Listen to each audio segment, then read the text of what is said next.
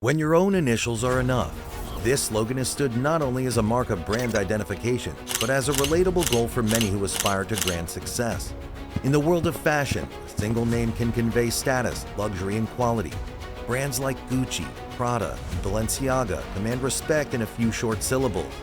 One brand, however, has striven to ascend beyond even name recognition, with the singular goal of being known at a mere glance. Bottega Veneta has built an empire on the shoulders of quality design and the recognition of their distinctive patented style.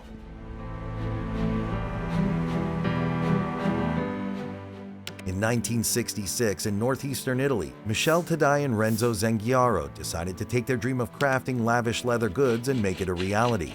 Together, they developed the Intrecciato weaving design, which would go on to be the unique calling card of the up-and-coming fashion titan.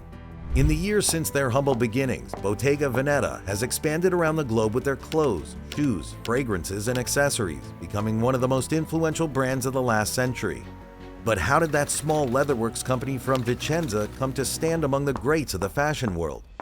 The founders of Bottega Veneta began with a simple idea, a quality brand that forewent the flashy label. They started by making handbags, as Zengiaro was fascinated with their change in style that could 1950s and 60s. He says, the bag was no longer a detached element. It could be worn, took various forms. From the start, their designs were hand-sewn. The leather didn't fit well through the traditional sewing machines, so they decided on a fine, smooth leather that was easier to manipulate into the designs they wanted. In order to bolster the strength of the bags, they developed a woven pattern, which they called Intrecciato.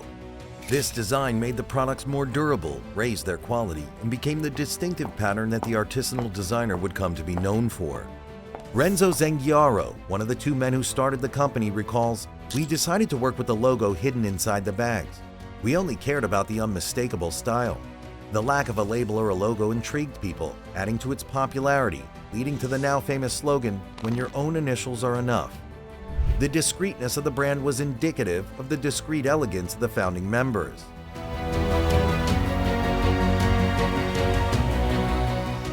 Zengiaro began working in a tailor shop in 1945 when he was only 14. He worked as a tailor's apprentice for a short time before moving on to various leather goods makers. It was during this time that he found his passion for design. In his own words, "At 14, I was an apprentice craftsman first in a tailor shop, then in a leather goods company, Taddei, where I worked as an apprentice. There I began to understand that there was something different inside me." During the 1950s, he honed his craft and developed his preference for softer leather. He began designing artisanal handbags, noting that as style and fashion changed, handbags and accessories became more important elements of any ensemble. At the age of 34, Zengiaro decided it was time to strike out on his own. Teaming up with the son of an industry representative from Padova, Michele Taddei, he set up an independent lab. The men wanted the brand to stay true to their roots. When they named their new enterprise, they took inspiration from the legacy of the Renaissance in Italy. Artists would set up shops and labs in towns across the countryside. And so the Venetian shop, better known in Italian as Bottega Veneta, was born. As Zengiaro recalls, "We didn't know what to call ourselves, so we thought of the workshops of the past with painters, artists, and then of the Veneto. And so Bottega Veneta was born. From the beginning, the men wished to emphasize quality with their products. Everything they sold was handcrafted. According to Zengiaro, we right away focused on high-quality products using kid skin and tassels. My partner knew a tannery in Naples that ended up giving us materials. The company was quick to make a name for themselves, as within 6 years they established their first American store in New York City. However, artistic excellence often comes at a cost. During the late 1970s, both founding members exited the company.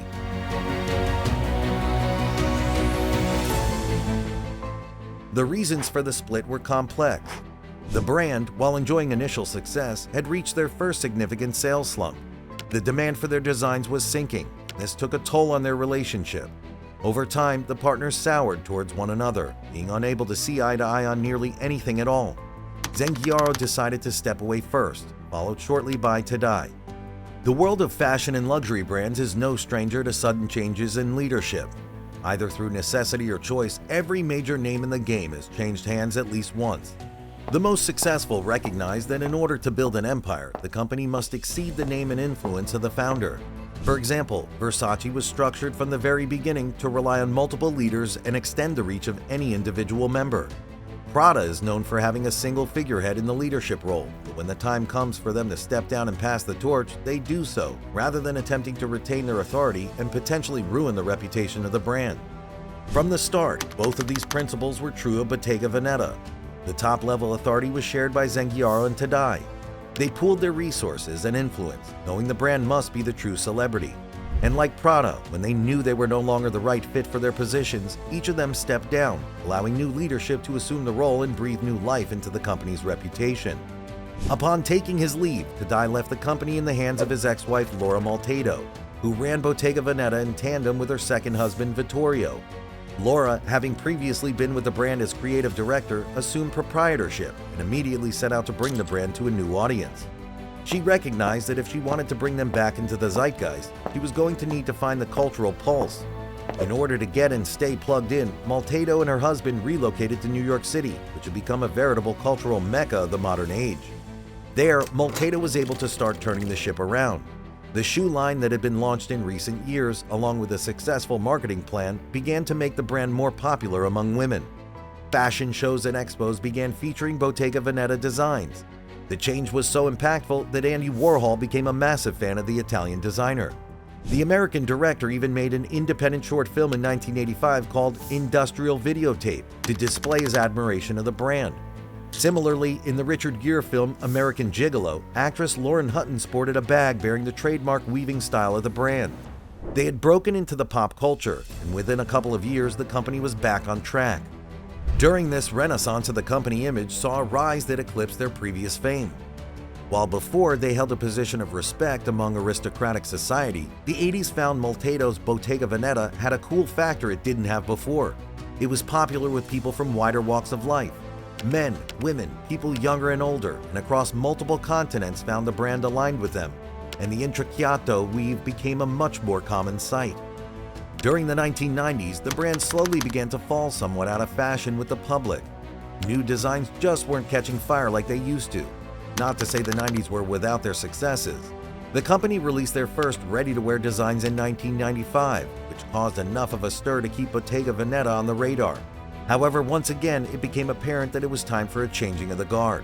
The brand was in need of a new knight in shining armor, and that would come in the form of a corporate acquisition and the appointment of a new creative director, Meyer.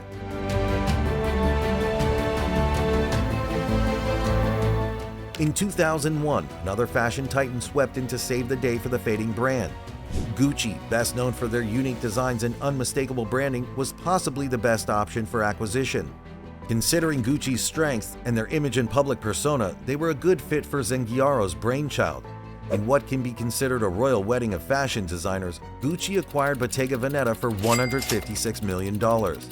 Before the ink on the contract could dry, Gucci immediately got to work shoring up their investment. Rather than absorb the brand into their own, they made a concerted effort to maintain Bottega Veneta's individual identity. A new creative director was brought in to course-correct the drifting enterprise, Meyer. Meyer understood the new fashion world and intended to bring the brand right to the cutting edge of style. German-born Meyer was an unexpected choice for the Italian company. The styles and trends of German fashion have always been drastically different from those of the Italian peninsula, but the new point of view was just what the doctor ordered for Bottega Veneta. Meyer was a forward thinker, recognizing not only the trends of the time, but seeing what was to come in the industry and setting the brand up to embrace the changing styles. Meyer was not all about change and progress. One of the elements that led to his success was a return to form of sorts for the company. Firmly standing on the no logos tenet laid down by the founders, Meyer was interested in marrying the company's tradition and legacy with the tones and trends of the modern era. Another familiar rule he brought back was a strict dedication to quality and craft. Meyer was quoted as saying, "The Italian artisan was the starting point. Today, the collaboration between designer and artisan is at the heart of everything we do." New direction, no logos, and a renewed commitment gave the fashion world a brand new look at the iconic Intrecciato. Over the first 2 years under his leadership, flagship stores in major cities such as London, New York City, Paris, and Milan were opened, and the brand experienced product and line expansion like no other time in the company's history. The brand expanded beyond wearable products into things such as luggage, furniture, porcelain. The Bottega Veneta that met the world in the early 2000s was new, sleek, and elegant. The fashion world could not get enough.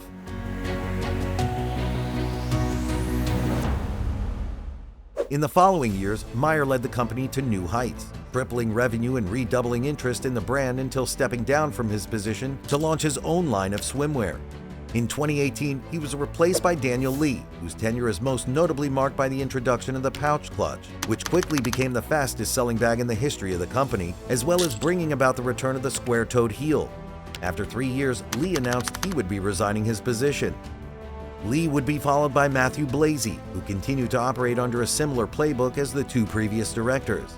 Blasey wasted no time bringing eyes back to the brand, as his very first show as creative director was the highly anticipated return to Milan Fashion Week.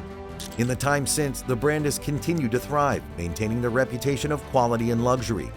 Compared to some of their peers, Bottega Veneta may be on the younger side of the fashion industry. This has not stopped them from carving out a place for themselves, proving time and again that they deserve their seat at the table among the greats. From the very beginning, the brand has developed and maintained a reputation of elegance and subtle opulence. Their designs are rarely considered showy or flashy, yet they are undeniably considered some of the most luxurious pieces available on the market.